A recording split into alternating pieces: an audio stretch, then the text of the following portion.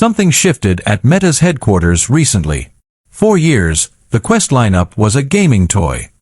It was the thing you bought your kids for Christmas, or the device you used to play Beat Saber for 20 minutes before it got too heavy and you put it back on the shelf.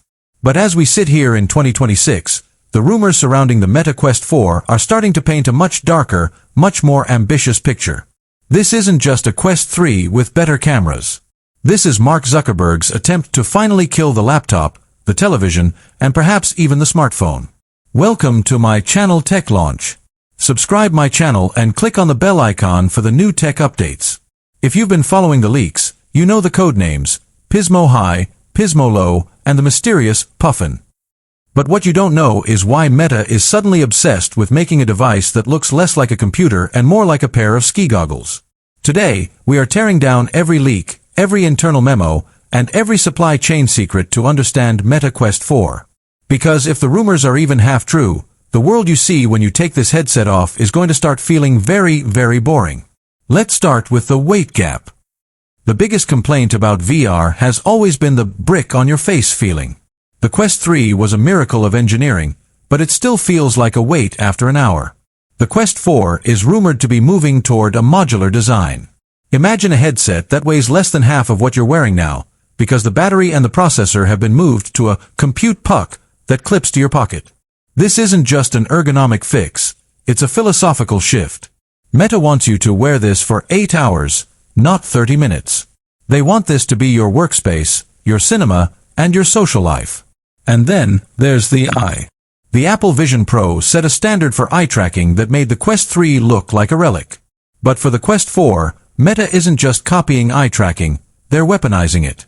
We're talking about high-frequency infrared sensors that don't just navigate menus, they track your emotions. Imagine a game where the NPCs react not to what you say, but to how you look at them. If you're scared, the environment gets darker. If you're bored, the story shifts. This is the biofeedback era of gaming, and the Quest 4 is the gateway. But we have to talk about the price. The US market is at a breaking point with Pro pricing. We saw what happened with the Vision Pro, a technical masterpiece that nobody could afford. Meta knows this. The internal struggle at Reality Labs right now is how to give us 4K Micro-OLED displays and the new Snapdragon XR3 Gen 3 chip without crossing that $1,000 line. The rumors suggest two models, a standard Quest 4 that keeps the price accessible for the average American family, and a Pro or Ultra model that aims to beat Apple at its own game for half the cost. Why does this matter to you? Because we are reaching the retina point for VR.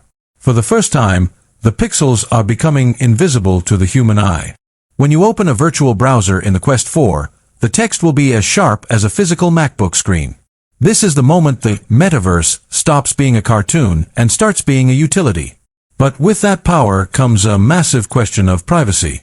Meta is moving toward a future where their sensors aren't just looking at the room, they're looking at you.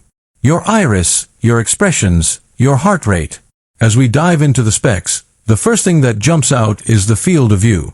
For years, VR has felt like looking through a scuba mask. You have those black borders on the edges of your vision that constantly remind you that you're in a simulation. The Quest 4 is rumored to push